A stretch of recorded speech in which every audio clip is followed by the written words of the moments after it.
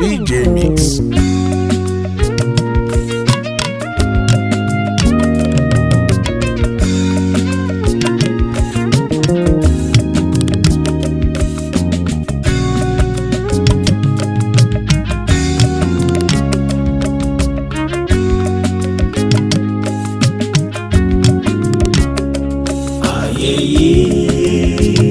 Ìṣẹ̀lẹ̀ wa àlejò la jẹ́ nílé ayé o, ọjọ́ kan la ó padà sílé wa o, ní paradísè ilé ológo. Ayé yìí kì í ṣẹlẹ̀ wa àlejò la jẹ́ nílé ayé o, ọjọ́ kan la ó padà sílé wa o, ní paradísè ilé ológo.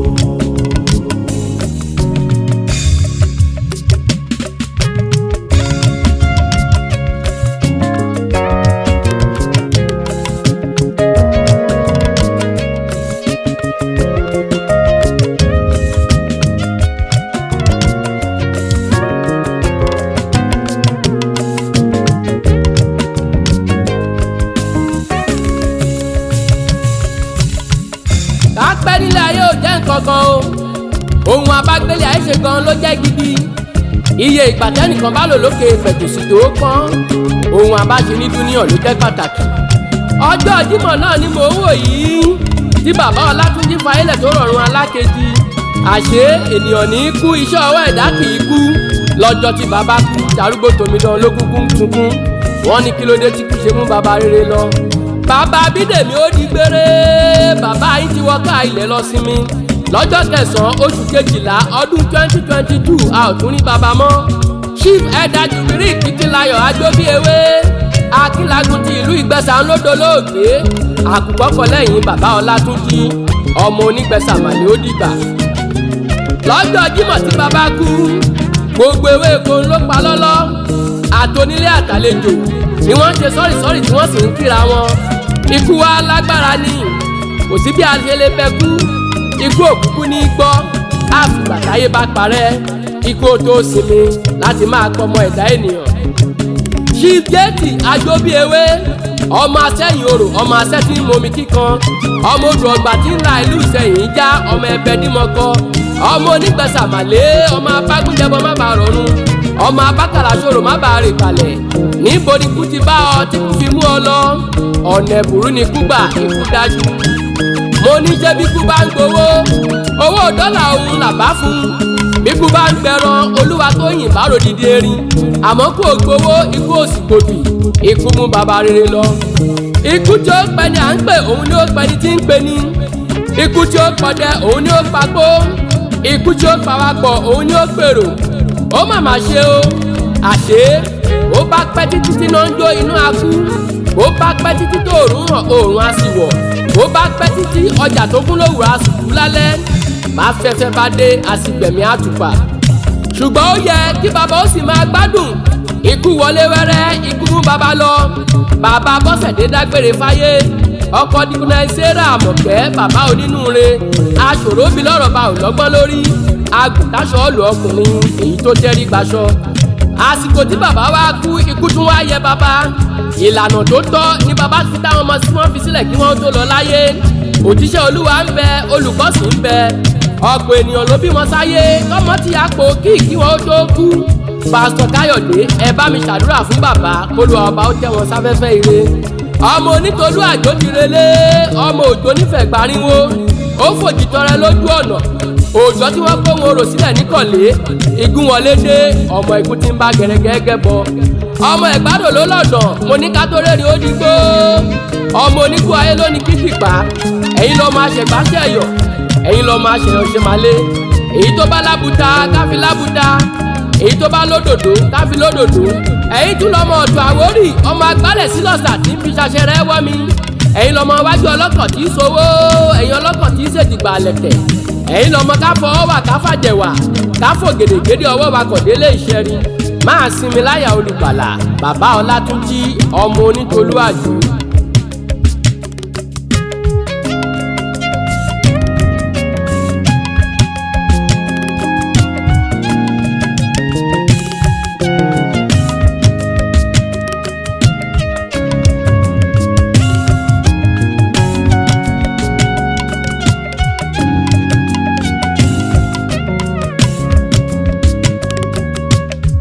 gbọ̀ngàn tó ká obì òun ló tún wá ká ùsá, ikú tó pa sí géètì àjọbí ewé òun ló tún múyàwó lọ. lọ́jọ́ kẹtàlá oṣù kọkànlá ọdún 2022 ni màmá dágbére fáyé. ìkọlẹ̀ ẹsẹ̀ rà mọ̀kẹ́ ọmọ onídòfin ẹ̀pẹ́, ọmọ onílé erékè tí ń rà fún mọ́ ẹ̀yẹ, ọmọ onígbó àìwọ̀, ọmọ onígbó ọwọ́ ọ̀tún. àjèjì ò gbọ́dọ̀ wọ̀, àjèjì tó bá wọ gbòòrò á bòrò lọ. ọmọ onígbó wómúwómú, ọmọ aládìẹ kùn fúnre. ẹ̀yin lọ́mọ aníwọ̀ máa lóṣọ, ọmọ ajílẹ̀ láìṣọ́, ọmọ afọjọ́ gbogbo dára bí egbin. ìgbà tí màmá ń bẹ láyé eré kọ́mọ lè là kólu òun ni wọ́n ń sá. ọ̀pọ̀ ìgbà òun nìyá ti pé bí mọ́nú. a ní nítorí ọmọ la ṣe ń ṣiṣẹ́ nípa kọ́mọ ó lè jẹ́ èèyàn. ìyá Ọlátúnjí gbìyànjú púpọ̀ lórí ọmọ. ọ̀pọ̀ ló bímọ tí ò tiẹ̀ wẹ̀ ìwò rárá. wọ́n ti gbàgbé wípé ọmọ ẹni tó ṣe lédè lẹ́yìn tá a bá kú tán. tọkọtaya àjọbí ewé àní wọ́n kúkú ṣe púpọ̀ lọ́rọ̀ ọmọ. ọjọ́ tí bàbá bá ti kú òun ni dígí ẹni fọ́. ọjọ́ ìyá bá kú òun ni wúrà ẹni sì ti bàjẹ́. òrìṣà tó lè ṣe bí ìyá ìyẹn ò tún sí mọ́. dìkọ̀nà ẹsẹ̀ rà mọ̀kẹ́ gbogbo àwọn ọmọ tí o bí pátápátá òun ni wọ́n kúkú ń ṣe lédè lẹ́yìn rẹ̀. pásítọ̀ Káyọ̀dé CEO Ever Friends Venture níbo ni màmá yín lọ? Olúwatóyìn níbo ni màmá yín lọ? Rotary Abídèmí Ayọ̀ọ́lá CEO ní Mega Utility bàbá yín kọ́? Ọlátúnjí ọkọ Kẹ́hìndé Senior Lecturer Ogun State Institute of Technology níbo ni bàbá yín lọ? Òfowórọlá Bọ́sẹ̀dé Ayọ̀mọ́ba Àṣàfà Oníjànikin ìyá yín kọ́ bàbá yín kọ́? Pásítọ̀ Lárẹ̀wájú CEO Clean and Reality Services níbo ni bàbá yín lọ? ìyá yín ti kú o, bẹ́ẹ̀ ni bàbá yín ti lọ. bẹ́ẹ̀ wá ṣera yín lóṣùṣù ọwọ́ bámúbámú. àgbájọ ọwọ́ òun la fi ń sọ̀yà láyé. àjèjì ọwọ́ kan ìyẹn ò sì lè gbẹ́rù dórí. ọwọ́ pondoro kan ìyẹn ò sì lè dá nǹkan kan ṣe. ìkùnà ẹsẹ̀ rà mọ̀kẹ́ ó di gbére ọmọ ọlọ́ta odò, ọmọ asúndẹ̀dẹ̀ wọ́mi, ọmọ àfikòtí yọjú ẹ̀gbá, ó fi pọ́npọ́dà yọjú kẹ́tù. ẹ̀yin ló máa pè náà là ọmọ òrónà ọmọ ìyá àlà. májẹ̀kù tí ó má sì jẹ kòdó, ohun tí wọ́n bá ń jẹ lájùlé ọ̀run òun ni kí o máa bá wọn jẹ. ìyá bá wa ń bẹ láyé ẹ jẹ́ ká mi àṣẹ rere o. kéèrò ẹ̀yìn ó lè rí nǹkan ròyìn nígbà tá a bá kú tán. èyí tára iwájú bá ṣe òun làwa ó ròyìn. oyin wá jẹ tán oyin mu tán. oyin fẹ́ máa renú afárá, ìdà mi jà tán ó fẹ́ máa renú àkọ̀.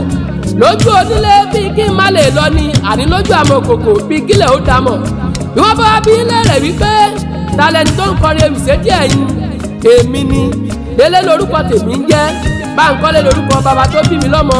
èmi l'Aare Akewi ilẹ̀ Ìgbẹ́sà gẹ́gẹ́ bí ọba abomi. ayé yìí kì í ṣe lè wá, àlejò la jẹ́ nílé ayé o.